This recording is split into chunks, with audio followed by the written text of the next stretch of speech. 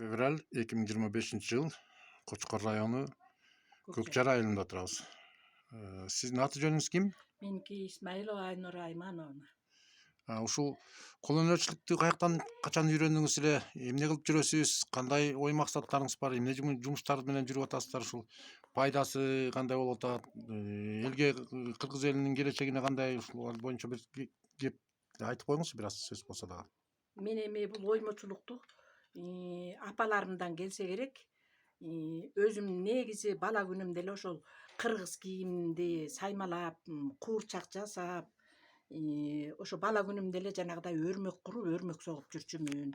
Андан кийин эле мен бул шырдакчылык, куракчылык неменин баарын эметип ошо шырдакчылыкка өттүм.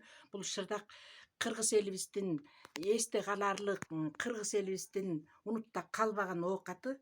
Ар дайым биз бул шырдакты жасап атканда ушу келечекте балдарыбызга жакшынакай тилек менен жасап, ар бир ийнени сайганда ар бир өмүр жашын каалап, жакшылыктарды каалайбыз. Бул энеталарыбыздан келген үрп адат.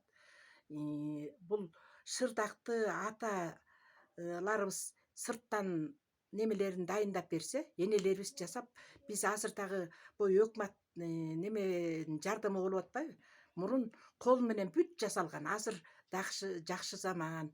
Менин өзүм оюмда ушу маданиятка кыргыздын үрп адаты, ушу салт санаасы, ушундай эсте каларлык эстелик оокаттары кирет деп ойлойм.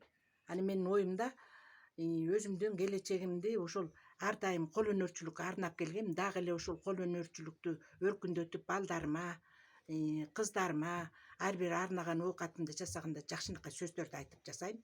Килче дебей эле ушундай эле шырдак менен ар бири оюп, азыр дагы биз эркин ою деп атпайбы? Мурун сонун оюлар болгон.